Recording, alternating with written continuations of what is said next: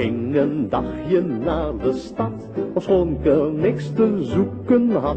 Toen vond ik daar mijn grootste schat, een engel en ze had een wipneus en een kersenmond. Ze had een wipneus en een kersenmond en wangen als 2 appeltjes zo rond.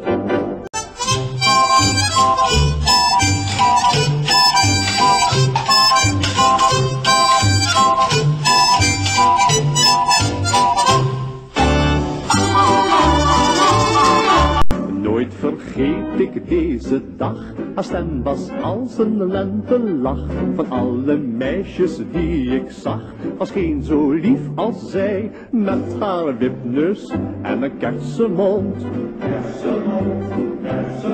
Met haar wipneus en een kersenmond en wangen als 2 appeltjes zo rond.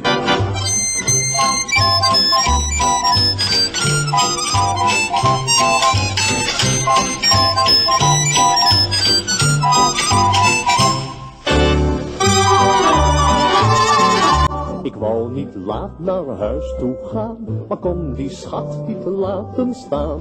Bij het gaslicht in de laan gaf ik haar toen een zoen op haar wipneus en een kersenmond.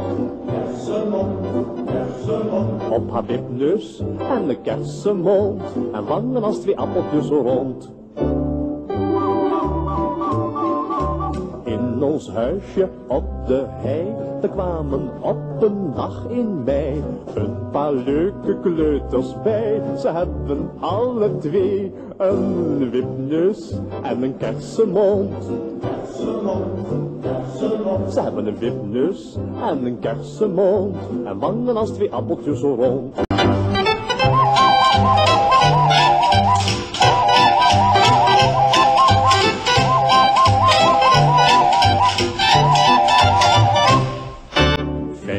Jaar zijn heen gegaan en onze liefde bleef bestaan.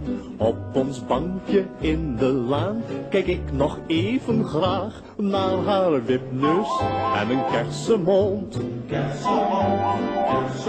Naar haar wipneus en een kersenmond en wangen als 2 appeltjes zo rond.